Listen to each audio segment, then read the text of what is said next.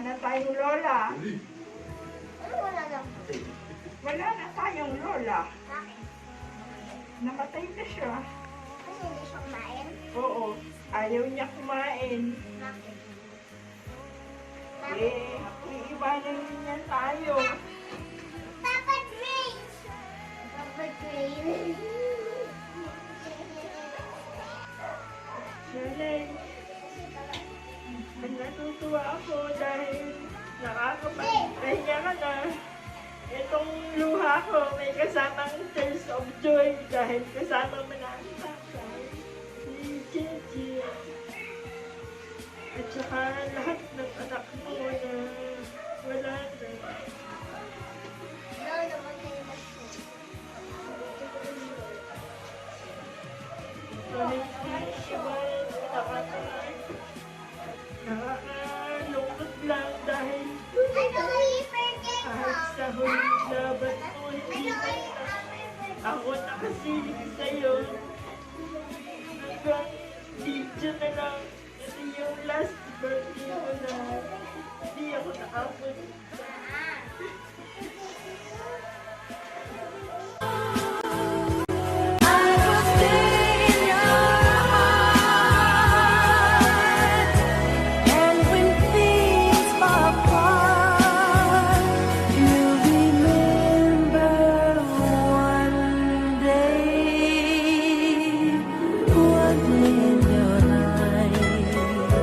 When you find that you're always lonely, for the love we used to share. Yung sa ano muna siguro sa mga kapatid niya, no? Pangalawa sa magkakapatid yan. Pero siyang huling-huling nabuhay, ano? Ano yan? Mabait na stricto. Pero ang talagang kabaitan ng nanay, lutang na lutang. Parang, ayan, parang si Mamo, lutang na lutang ugali talaga niya. Hindi rin yan marunong magalit na, yung talagang galit, mahinahon ba? Kaya talagang napakaswerte natin. Mula nung bata pa ako, maraming ginawa yan. Lalo na nung mga time na kalakasan niya, nagtatrabaho pa siya. Hindi yan umuwi nang wala kaming pasalubong. Mga tinapay, yung mga usong tinapay nung araw. Siyempre, unang-una, mga pagpapasalamat. Dahil yung mga ginawa niya unang-una, siyempre, hindi naman ako magkakaroon ng nanay, kundi dahil sa kanya. Marami ka talagang pagpapasalamat sa nanay. Tapos marami ka ring maaalaala sa kanya. Unang-una yung napakasarap niyang tumawa. Talagang humahagikik yan. Si Kuya Warren ang nakatuklas niyan. Malakas ang kiliti ng nanay sa batok. Talagang gaganon talaga yan, no? Tapos tawa ng tawa. Thank you kay Lord. Kasi kinuha na nga siya, pinagpahinga na siya, nasa almost 90 years old na siya, oh. Malapit na siya mag-90. Ako hindi ko yata aabutin yan. Pero kung halimbawang hindi ako nagkasakit, tapos na yung pandemic, baka katuwang rin ako ni Tito sa pag-aalaga dahil kung hindi ako nagkasakit na makikita ko yung talagang pagtanda ng nanay. Ang hirap mag-alaga na si Tito Ed. Kaya nga bilib ako kay Tito, talagang naalagaan niya ang nanay. Kaya may time din na dahil ako naman ang panganay na apo ng nanay, hindi ko yung nagawa. Hindi ko man lang natulungan si Tito Ed mag-alaga. Pero sabi nga nila, sa nangyari sa akin, unawa na ng nanay yun.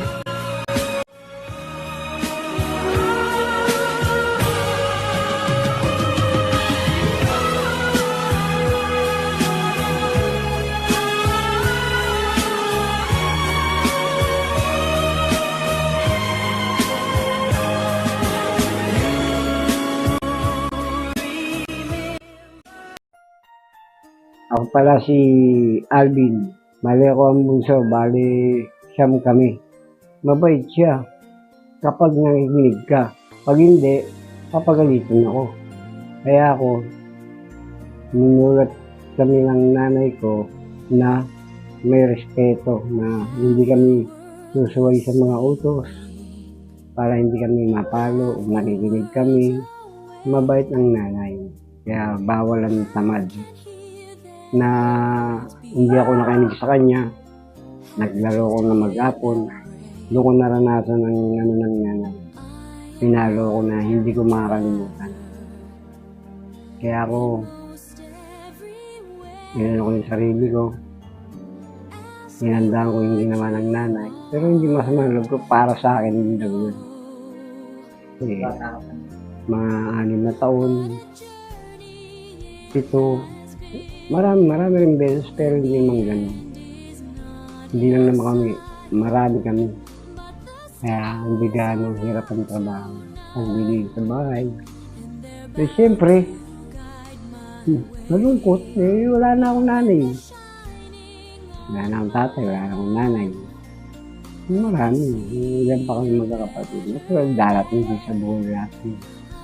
Hindi siya umabot ng ganyang edad, 87, 89. Kami, hindi namin alam kung anong edad ang abutin namin. Sa nanay, para sa aming mga anak, kaya nandiyan kayo sa amin, kabayan nyo kami. Yun lang, yun ang nasasabi ng nanay. Nakakasama na ngayon sa atin sa taas. Kikita na kayo. Tapos na ba yun? Dali naman. Through the deepest snow, forward, always forward I go. What a journey it has been. In the end is not in sight, but the stars are out tonight, and they're bound to guide my way. When they're shining on my life, I can see a better day. I won't let the darkness in. What a journey it has been. Forward, always forward. Onward, always up. Catching every drop of hope in my empty cup. What a journey it has been.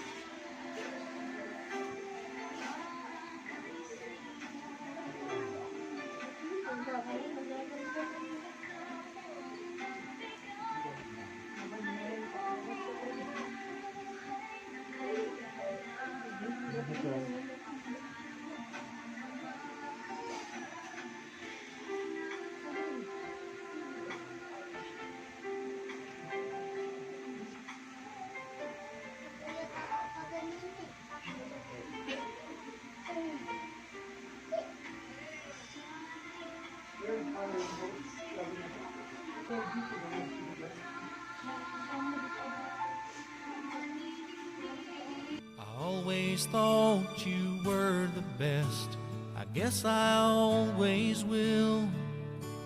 I always felt that we were blessed, and I feel that way still.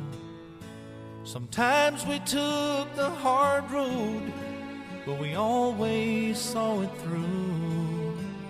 If I had only one friend left, I'd want it to be you.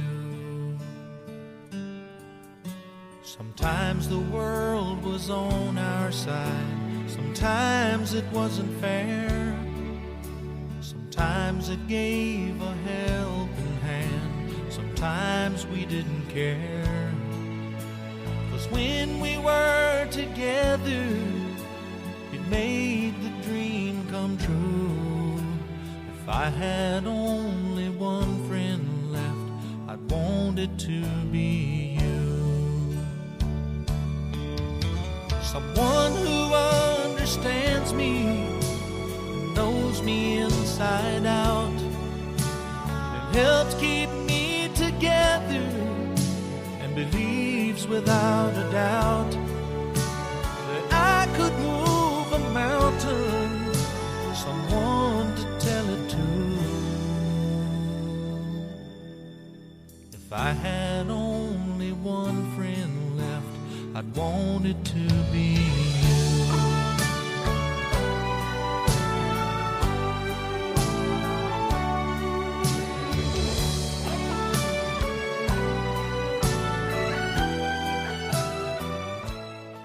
Ako si Maria Fe Green. Nakatira ako sa London, nakapag-asawa ako ng British. At sa ngayon, nandito kami dahil ang nanay ko, namayapa na siya. Kaya this is the first and the last time that I can see my mom in reality. Kami ay 7. Ako ang panganay. Maraming magagandang nagawa sa akin ng nanay ko nung kabataan niya hanggang sa tumanda siya. Marami talaga. Mga napakabait kong ina yan. Napakabait na ina yan. Mabait na lola sa mga anak ko. Kaya wala akong masabi, mabait talaga yan. Yun nga lang, ang kaanuhan lang nun dahil nga although na nasa abroad ako, retired na ako, wala naman akong trabaho, naglilinis-linis lang ako ng bahay, na ang kita naman hindi malaki, masuportahan ko ang mga anak ko at saka ang nanay ko.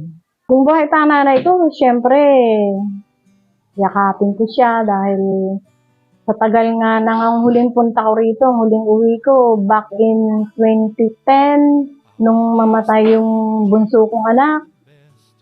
Since then, hindi na ako nakabalik dahil wala akong pera. Dahil sinusuporta ko sa mga anak ko yan at sa mga apo ko. Ako, kung tutuusin, gusto ko, ang nanay ko, wag mo nang mawala. Pero dahil sa tinatawag na ng Panginoon Diyos, hindi na masakit para sa akin yun. Pero kung tutuusin, talagang masakit yun. Ipinauubaya ko na lang sa kanya yun. Dahil wala rin naman akong magagawa kung talagang mawawala na siya sa mundo. Accepted ko na yun. Dahil nga may edad na siya. Para wala na rin siyang maramdamang mga sakit. Yung mga bagay na yun, ang memorable ko doon, yung lagi kaming every Saturday. 7 kaming magkakapatid. Hindi, sorry. Hindi pala kami 7 nung araw, nung mga panahon na yun. Ang nagustuhan ko sa nanay ko, kahit na hindi naman kami sumasala sa pagkain. Actually, kumakain kami 3 times a day. May snack pa kami. Ang talagang gusto ko nung mga panahon na yun, si Tito Egay ang bunso namin nun eh. Wala pa. Si Tito Egay. Ako, si Lengleng, si Tita Epay, si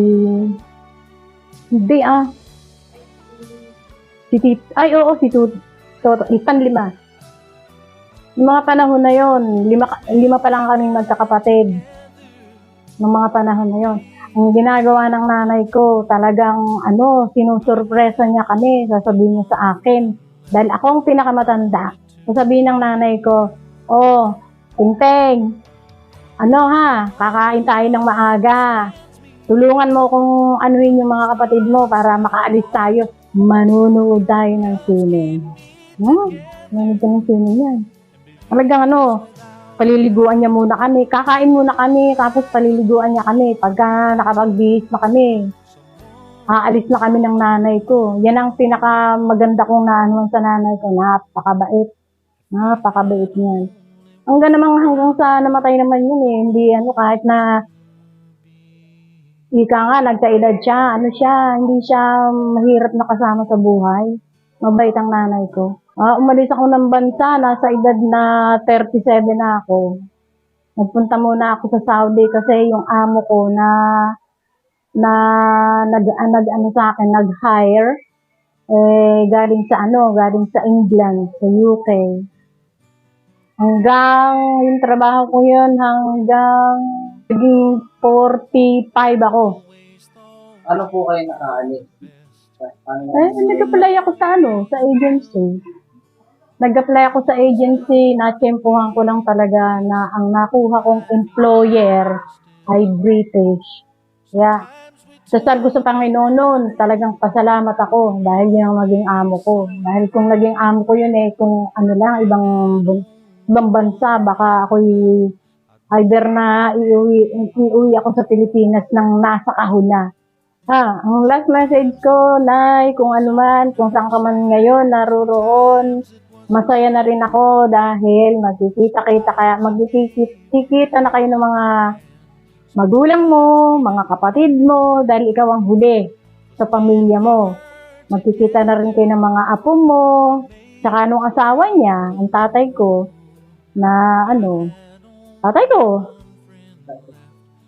maligaya na rin ako.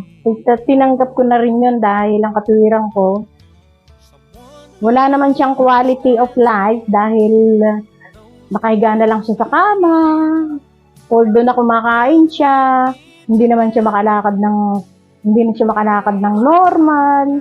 Kaya tanggap ko na rin yun. Tinanggap ko na nga rin yun para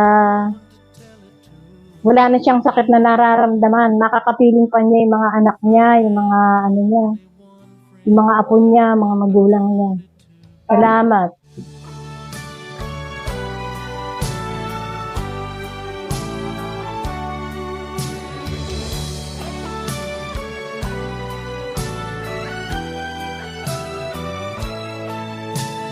When we were together, it made the dream come true.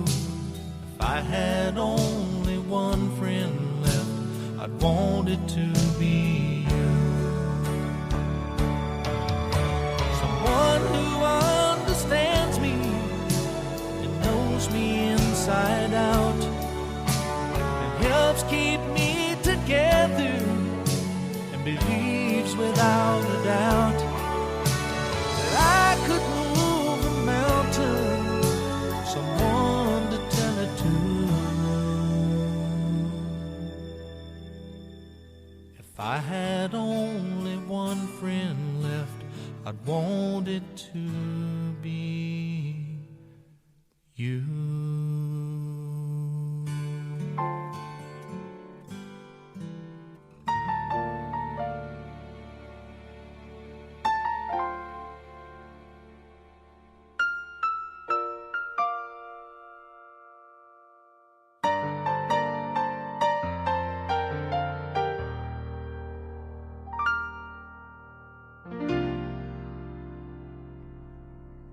Sa buhay kong ito, tanging pangarap lang ang iyong pagmamahal ay makamtan.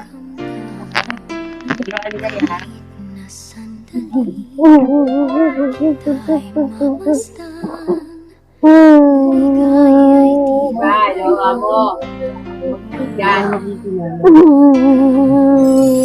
Paalam, guys. Paalam, guys. ang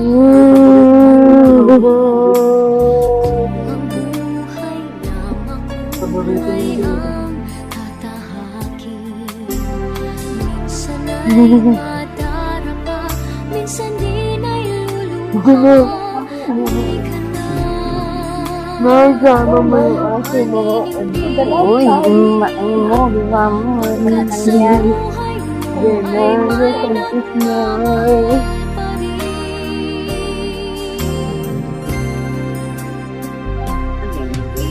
ingatan ka, aalagaan ka. Sa puso ko, ikaw ang pag-asa. Sa ating mundo ay gagabay sa'yo. Ang malay ko'y itong pagmamahal ko. May nagmamahal, aakay sa'yo. Aking inay, ikaw ang nagbigay ng buhay ko. Buhay na kay ganda. Pangarap ko na makamit Tatay na. ko na.